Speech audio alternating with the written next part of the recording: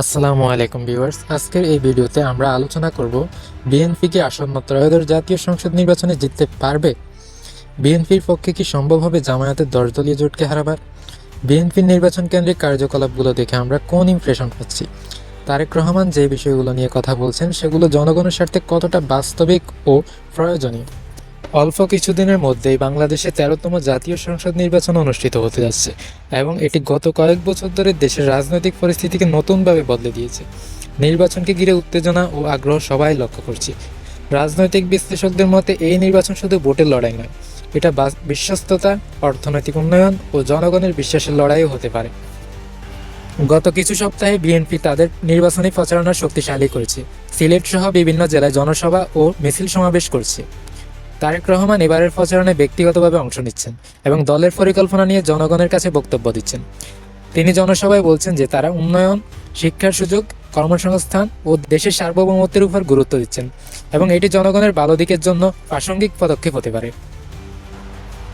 এখন সবচেয়ে গুরুত্বপূর্ণ প্রশ্ন, বিএনপি কি আসন্ন নির্বাচনে জিততে পারবে?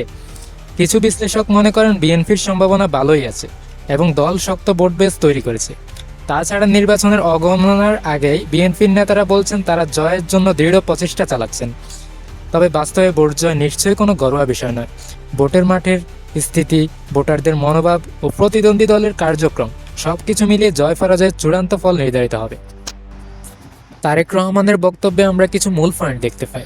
যেমন তিনি বারবার বলেছেন বিএনপির পরিকল্পনা জনগণের জন্য এবং এটা শুধুমাত্র রাজনৈতিক কথা নয়, বাস্তব প্রেক্ষাপটেও প্রয়োজনযোগ্য। তিনি ক্ষমতার অপব্যবহার ও ভুল তথ্য প্রচারের বিরুদ্ধে সতর্ক করেছেন এবং দলের নেতাকর্মীদের সরাসরি জনগণের সঙ্গে যোগাযোগ রাখার জন্য বলেছেন। তার পরিকল্পনায় ফ্যামিলি কার্ড, কৃষক কার্ড, খাদ্য নিরাপত্তা ও প্রযুক্তিভিত্তিক কর্মসংস্থান অন্তর্ভুক্ত।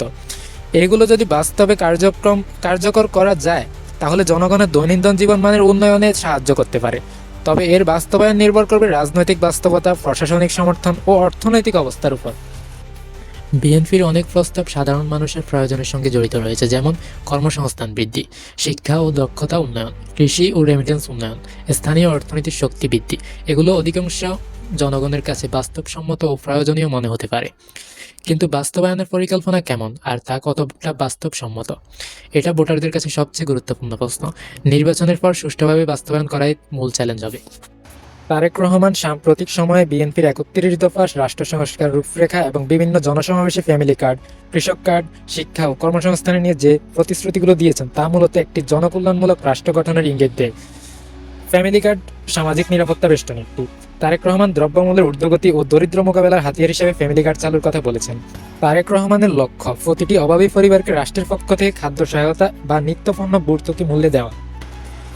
দলীয় বিবেচনার ঊর্ধ্বে উঠে যদি এটি ডিজিটালাইজড উপায়ে বাস্তবায়ন করা যায় তবে তা দুর্নীতি কমাতে এবং সামাজিক বৈষম্য দূর করতে কার্যকর হবে। দ্বিতীয়টি হচ্ছে কৃষক কার্ড। কৃষক বাঁচলে দেশ বাঁচবে, এই নীতির উপর ভিত্তি করে তিনি কৃষকদের জন্য বিশেষ কার্ড বা স্মার্ট কার্ডের প্রস্তাব করেছেন। কৃষক কার্ডের মাধ্যমে সরকারি সুযোগ সুবিধা সরাসরি কৃষকের হাতে পৌঁছাবে। কৃষি উপকরণের সহজলভ্যতা নিশ্চিত করা এবং শস্য বীমা বা কৃষি ঋণের ব্যবস্থা সহজ করা, এটি গ্রামীণ অর্থনীতিকে শক্তিশালী করার একটি নতুন কৌশল।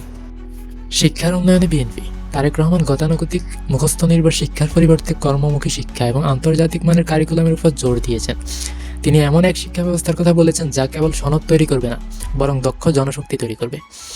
জাতীয় বাজেটে শিক্ষা খাতে জিডিপির 5% বরাদ্দ নিশ্চিত করবেন, দক্ষতা ভিত্তিক শিক্ষা প্রবর্তন করবেন, গবেষণায় বরাদ্দ বৃদ্ধি এবং বিশ্ববিদ্যালয়গুলোর স্বায়ত্তশাসন নিশ্চিত করবেন।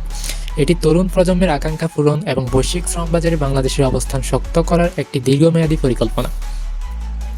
তারেক রহমানের এই প্রস্তাবনা বিশ্লেষণ করলে দেখা যায় তিনি বিএনপিকে কেবল একটি রাজনৈতিক দল নয়, বরং একটি উন্নয়নমুখী ও পলিসি নির্ভর দল হিসাবে উপস্থাপন করতে চাইছেন। এই পরিকল্পনাগুলো বাস্তবায়িত হলে প্রান্তিক মানুষ এবং যুব সমাজ সরাসরি উপকৃত হবেন।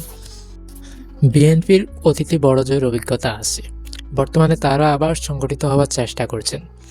জনগণের দৈনন্দিন সমস্যাগুলো তারা তুলে ধরছেন, কিন্তু শেষ সিদ্ধান্ত দেবে জনগণ। আপনার কি মনে হয় বিএনপি কি আবার 2001 সালের মতো ফিরে আসতে পারবে? সামগ্রিকভাবে বলা যায় যে বিএনপির জয় সম্ভব, কিন্তু নিশ্চিত নয়। দল এখন সক্রিয়ভাবে প্রচারণা চালাচ্ছেন ও তাদের রাজনৈতিক পরিকল্পনা জনগণের কাছে তুলে ধরছেন। তাদের প্রস্তাবগুলো অনেক ক্ষেত্রেই জনগণের জন্য প্রয়োজনীয় বিষয়গুলোকে স্পর্শ করে, কিন্তু বাস্তবায়নের দক্ষতা ও রাজনৈতিক বাস্তবতা এই জয়কে ঠিক করবে। আপনি কি মনে করেন, বিএনপি কি এই নির্বাচনে জিততে পারবে? কেন বা কেন না তা উল্লেখ করুন কমেন্টে।